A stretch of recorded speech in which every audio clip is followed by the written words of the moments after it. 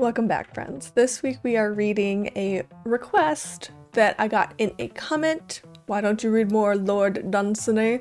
And honestly, I chose this one because a lot of Lord Dunsany's works are almost weirdly short. They're not short enough to be YouTube TM shorts, but they aren't really long enough to be what I would consider like a satisfying video. But also, I really like the use of voice in this one. I feel like it very closely matches my narrator style, so I hope you enjoy it. Initially published in 1916 in a short story compilation called Book of Wonder. This is 13 at Table by Lord Dunsany. In front of a spacious fireplace of the old kind, when the logs were all well alight, and men with pipes and glasses were gathered before it in great easeful chairs, and the wild weather outside, and the comfort that was within, and the season of the year, for it was Christmas, and the hour of the night, all called for the weird or uncanny. Then out spoke the ex-master of foxhounds, and told this tale. I once had an odd experience, too. It was when I had the Bromley and Sydenham, the year I gave them up. As a matter of fact, it was the last day of the season. It was no use going on because there were no foxes left in the county, and London was sweeping down on us. You could see it from the kennels all along the skyline like a terrible army in grey, and masses of villas every year came skirmishing down our valleys. Our coverts were mostly on the hills, and as the town came down upon the valleys, the foxes used to leave them and go right away out of the county, and they never returned. I think they went by night and moved great distances.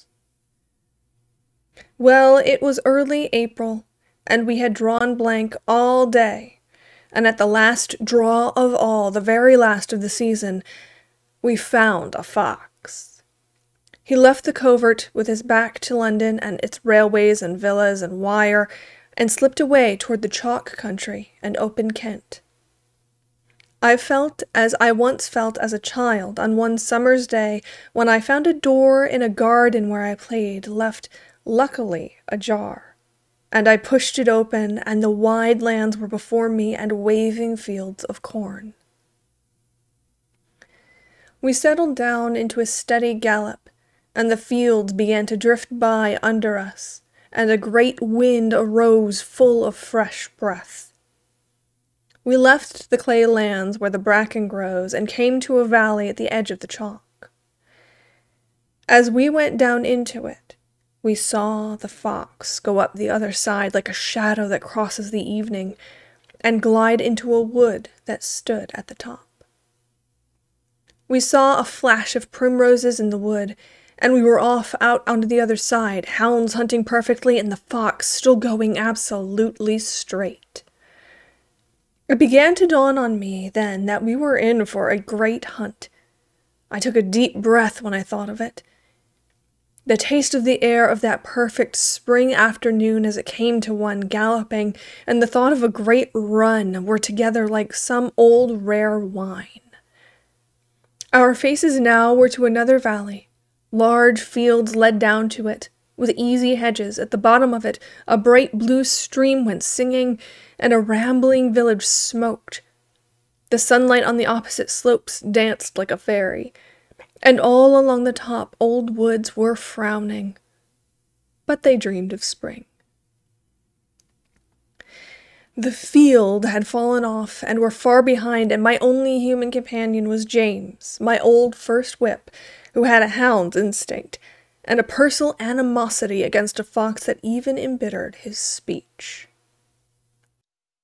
Across the valley the fox went as straight as a railway line, and again we went without a check straight through the woods at the top. I remember hearing men sing or shout as they walked home from work, and sometimes children whistled. The sounds came up from the village to the woods at the top of the valley. After that we saw no more villages, but valley after valley arose and fell before us as though we were voyaging some strange and stormy sea. And all the way before us the fox went dead upwind like the fabulous Flying Dutchman. There was no one in sight now but my first whip and me, and we had both of us got on to our second horses as we drew the last covert. 2 or 3 times we checked in those great lonely valleys beyond the village, but I began to have inspirations. I felt a strange certainty within me that this fox was going on straight upwind till he died, or until night came and we could hunt no longer. So I reversed ordinary methods and only cast straight ahead, and always we picked up the scent again at once. I believe that this fox was the last one left in the villa-hunted lands, and that he was prepared to leave them for remote uplands far from men, that if we had come the following day he would not have been there, and that we had just happened to hit off his journey. Evening began to descend upon the valleys. Still the hounds drifted on, like the lazy but unresenting shadows of clouds upon a summer's day. We heard a shepherd calling to his dog. We saw 2 maidens move towards a hidden farm, one of them singing softly. No other sounds, but ours, disturbed the leisure and loneliness of haunts that seemed not yet to have known the inventions of steam and gunpowder, even as in China, they say, in some of her further mountains does not yet know that she has fought Japan. And now the day and our horses were wearing out, but that resolute fox held on. I began to work out the run, and to wonder where we were. The last landmark I had ever seen before must have been over 5 miles back, and from there to the start was at least 10 miles more. If only we could kill. Then the sun set. I wondered what chance we had of killing our fox. I looked at James's face as he rode beside me. He did not seem to have lost any confidence, yet his horse was as tired as mine. It was a good clear twilight, and the scent was as strong as ever, and the fences were easy enough, but those valleys were terribly trying, and they still rolled on and on. It looked as if the light would outlast all possible endurance, both of the fox and the horses, if the scent held good and he did not go to ground. Otherwise, night would end it. For long we had seen no houses and no roads, only chalk slopes with the twilight on them, and here and there some sheep and scattered copses darkening in the evening. At some moment I seemed to realize all at once that the light was spent and darkness was hovering. I looked at James. He was solemnly shaking his head. Suddenly, in a little wooded valley, we saw climb over the oaks the red-brown gables of a queer old house. At that instant I saw the fox scarcely heading by 50 yards. We blundered through a wood into full sight of the house, but no avenue led up to it, or even a path, nor were there any signs of wheel marks anywhere. Already lights shone here and there in the windows.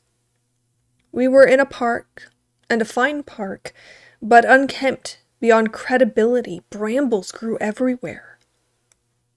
It was too dark to see the fox any more, but we knew he was dead beat. The hounds were just before us, and a 4-foot railing of oak.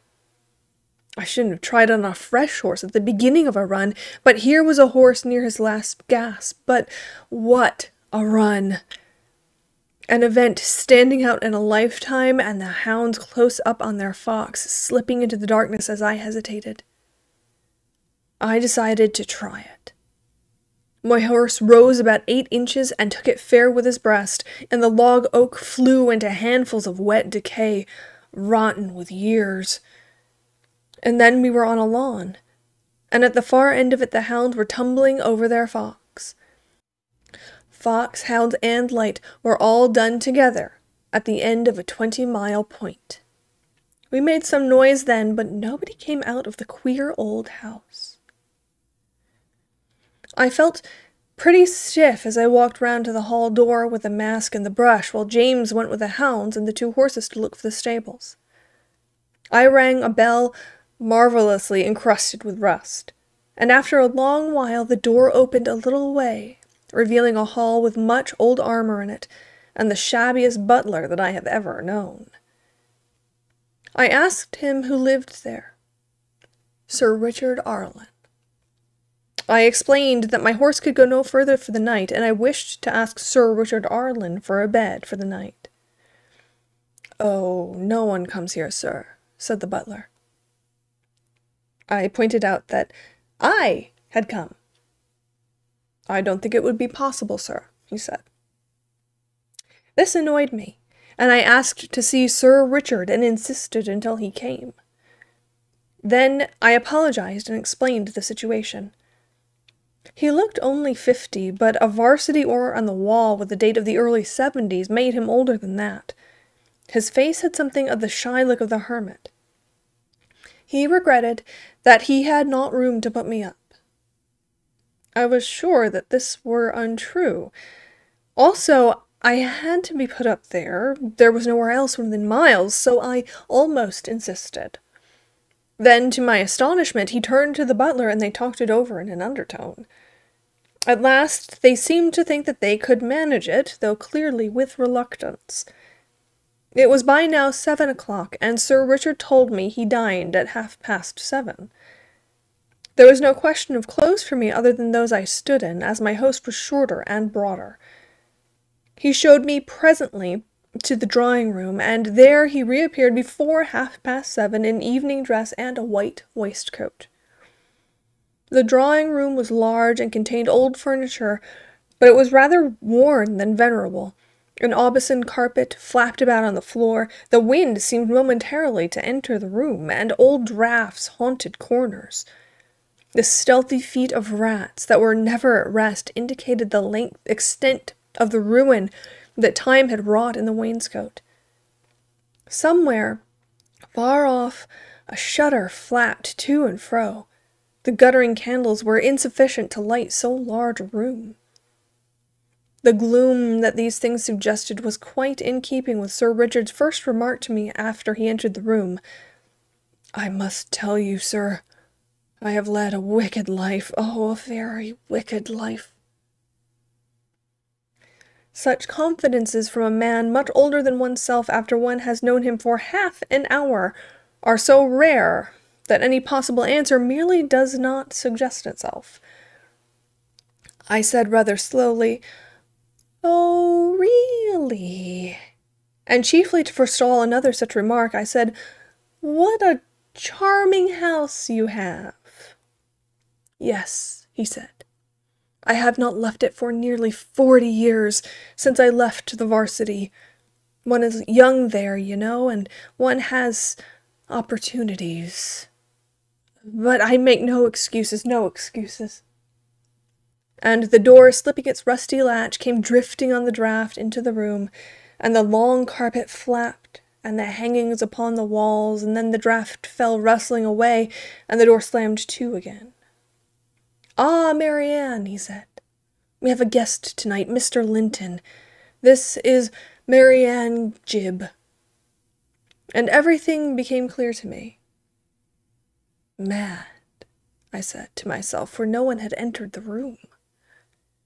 The rats ran up the length of the room behind the wainscot ceaselessly, and the wind unlatched the door again, and the folds of the carpet fluttered up to our feet and stopped there, for our weight held it down.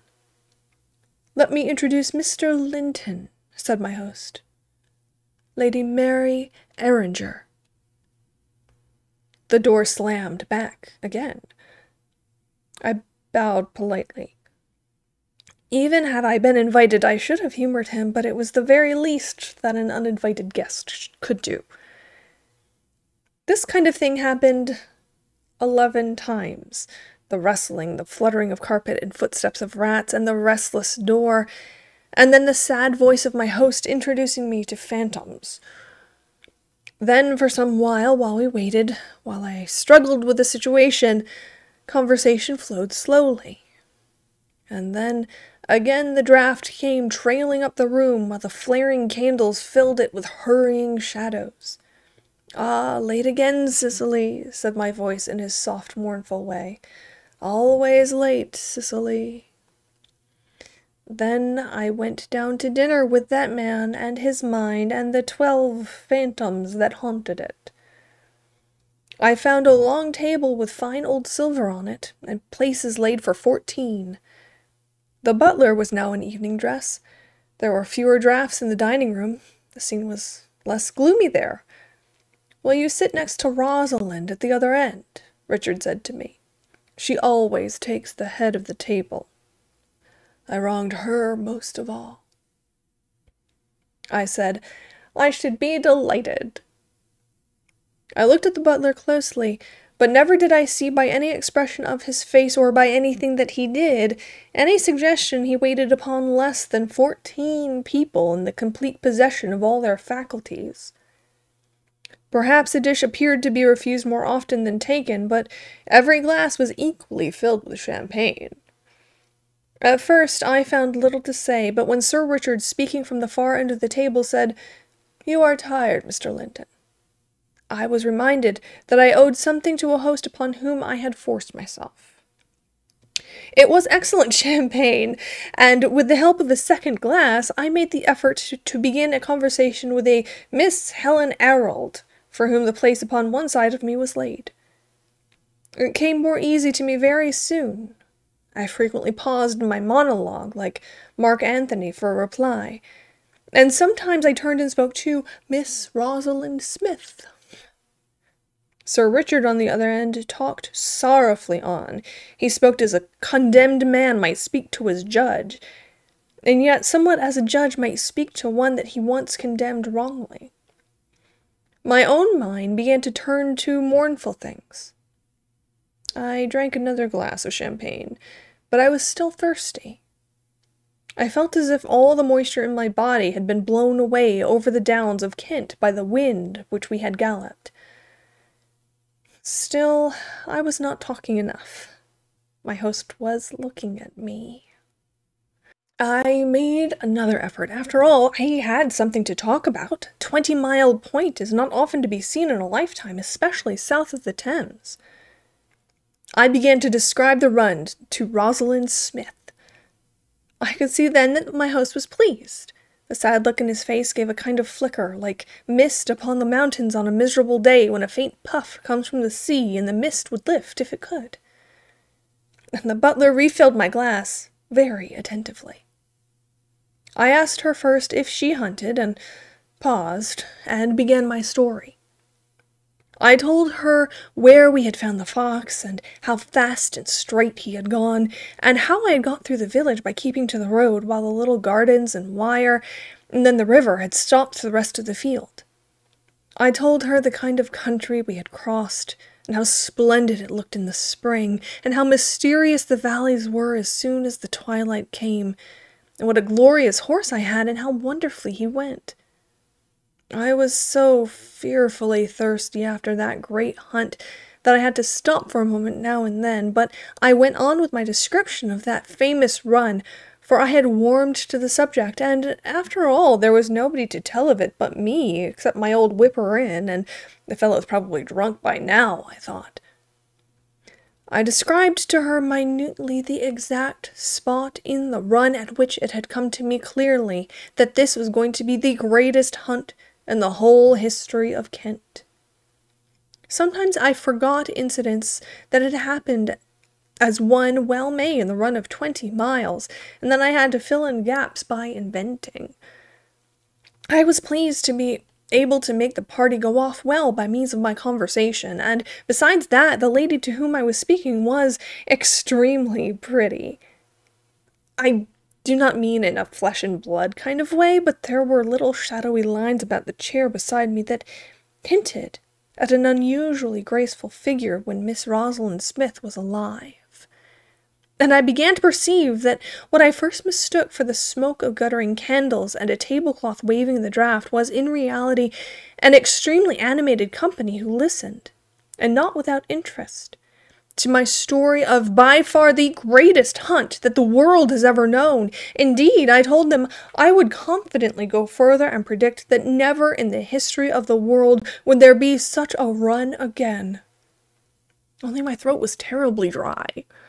And then, as it seemed, they wanted to hear more about my horse. I had forgotten that I had come there on a horse, but when they reminded me, it all came back. They looked so charming leaning over the table, intent upon what I said, that I told them everything they wanted to know. Everything was going so pleasantly, if only Sir Richard would cheer up. I heard his mournful voice every now and then. These were very pleasant people, if only he would take them the right way. I could understand that he regretted his past, but the early 70s seemed centuries away, and I felt sure that he misunderstood these ladies. They were not revengeful, as he seemed to suppose.